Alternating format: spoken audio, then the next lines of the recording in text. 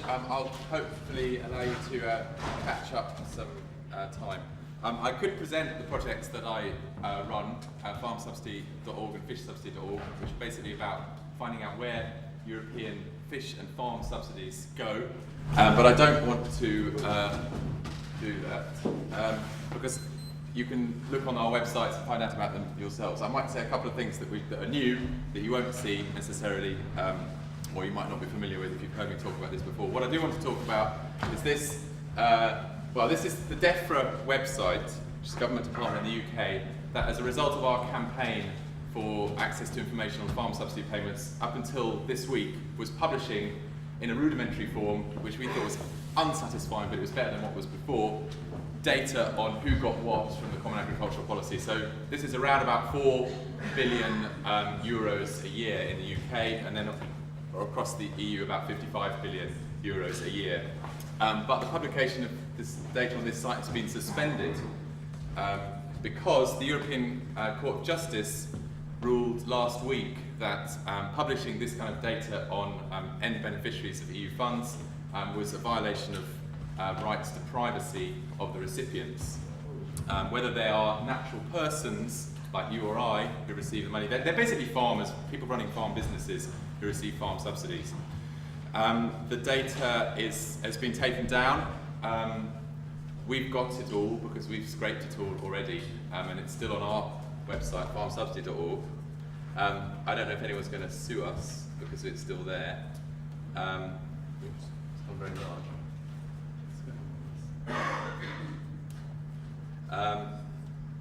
Right, so yeah, you can find all the data here, and yeah, that's what we're talking about, 181 billion euros in payments. And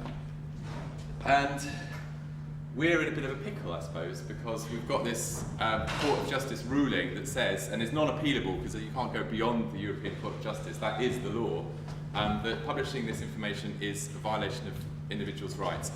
It's not only a violation of an individual if they're a farmer who applies for the money, but it's also a violation of their rights to publish the data if the business name relates to a person. So if you name your business after yourself, then you're protected as if you were a natural person under the ECJ rules. So we're not lawyers, we're journalists, programmers and activists. We don't know what exactly this means. We'd love to have the advice of people who do know what it means.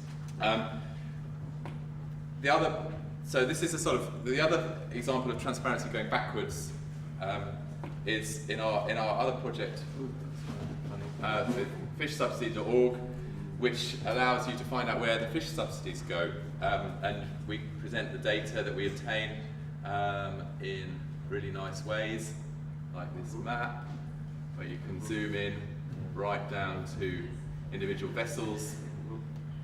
We also match the data on vessels against data we obtain from places like the Greenpeace blacklist of vessels that are doing illegal fishing, and match them up so we can find out which vessels, which are criminals, are being paid subsidies by the EU. Which is obviously very newsworthy and interesting and relevant policy. That data on vessels that receive subsidies is no longer available because under the new European law on publication of data, all they have to publish is the name of the vessel owner, which probably is now vulnerable because of the Court of Justice ruling and the amount of money they received. The name of the vessel, the identity of the vessel, including the reference number, so we can find out what kind of vessel it is, what kind of gear it uses, whether it's been convicted of anything, is now no longer provided. So we've basically we're in the process of reorientating our project from a project of investigative journalism, a project of programming and accessing data, to some kind of legal struggle that we don't have the first idea of how to progress. So there's lots of information on our site about what the projects do, and the last thing I want to say is that we're really keen on data that's provided by the users of our site, because what the government provides is only so much, and what can be enriched by people is so much more, and that's what I would like to see more and more of. And we provide some tools for people to mark up data and to group data in ways that make sense for them.